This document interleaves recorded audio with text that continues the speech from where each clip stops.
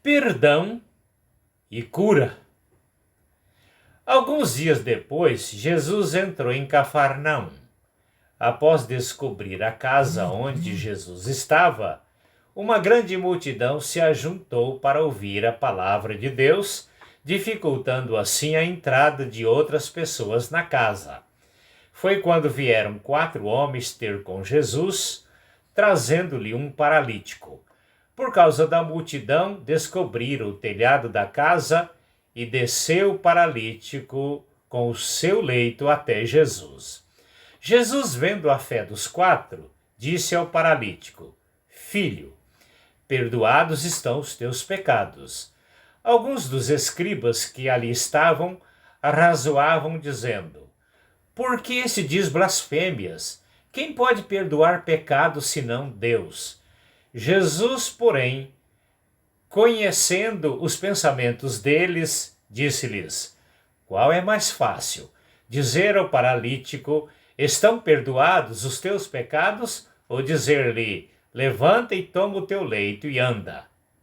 Ora, para que saibais que o Filho do Homem tem poder para perdoar pecados, disse ao paralítico: Levanta-te e toma o teu leito e vai para a tua casa. Atendendo à ordem de Jesus, o paralítico fez o que lhe foi ordenado, indo para a sua casa com o seu leito. De sorte que todos os que estavam ali admiraram e glorificaram a Deus, dizendo: Nunca vimos tal coisa. Marcos capítulo 2, versículos de 1 a 12.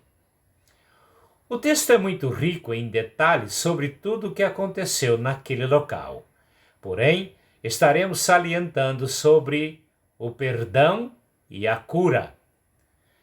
Dentre os muitos sinais operados por Jesus, vemos, no caso desse paralítico, Jesus, antes da operação da cura, declarando o perdão dos seus pecados, nos deixando a interrogação: será que a paralisia daquele homem estava relacionada a alguma atitude brutal e cruel dele?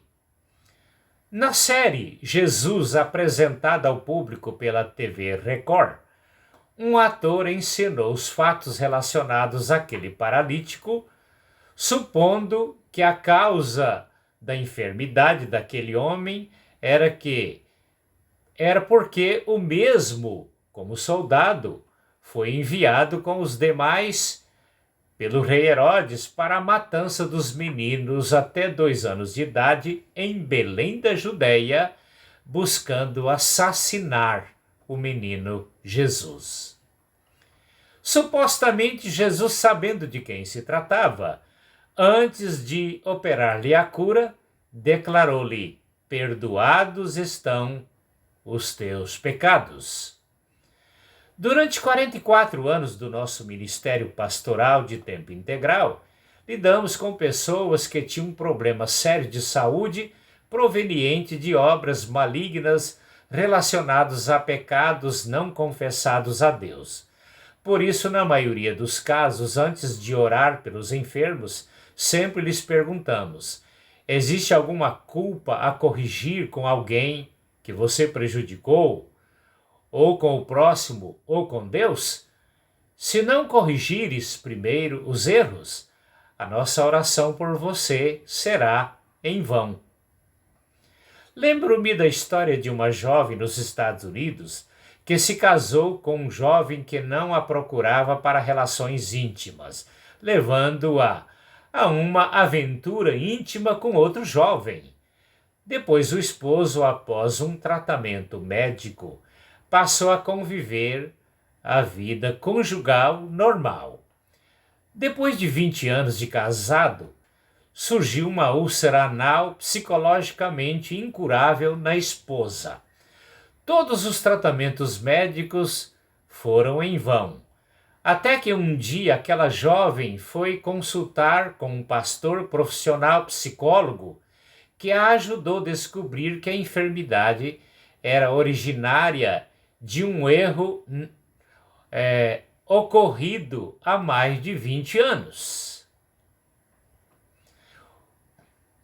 O pastor psicólogo lhe disse: se você não confessar e corrigir com seu esposo esse erro lá do passado, com certeza morrerá de câncer. Foi difícil, mas conseguiu.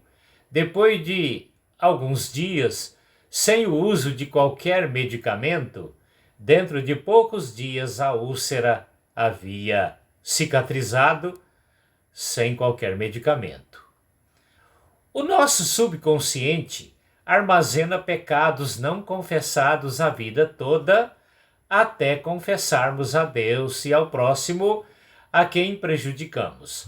Segundo psicólogos, a média de 95% das nossas enfermidades que sofremos é de natureza psíquica. Se esse era o caso do paralítico de Cafarnaum, já haviam passado 31 anos da tentativa de matar o menino Jesus. Deus nos criou em Adão e Eva perfeitos antes do pecado.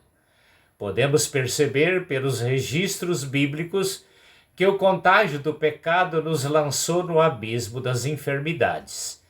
Para nós que, mesmo tendo Jesus Cristo, não estamos isentos da nossa natureza pecaminosa enquanto vivermos neste corpo.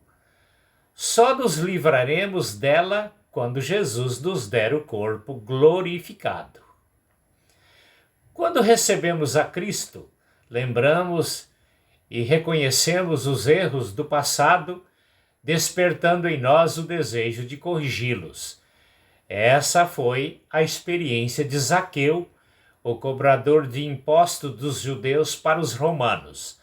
Antes do encontro com Jesus, Zaqueu era corrupto, extorquindo suas vítimas. Como sinal da sua transformação cristã, espontaneamente corrigiu seus erros, devolvendo às suas vítimas os valores de seus tributos cobrados indevidamente. Quando erramos com Deus e com o próximo, nossa consciência nos acusa. Depois de muito tempo, a acusação vai para o subconsciente, nos dando uma falsa ideia de que tudo ficou resolvido no esquecimento. Porém, os resultados vão aparecer ou aparecem na nossa saúde. Por isso, precisamos todos os dias confessar nossas culpas a Deus e aos erros em relação ao próximo.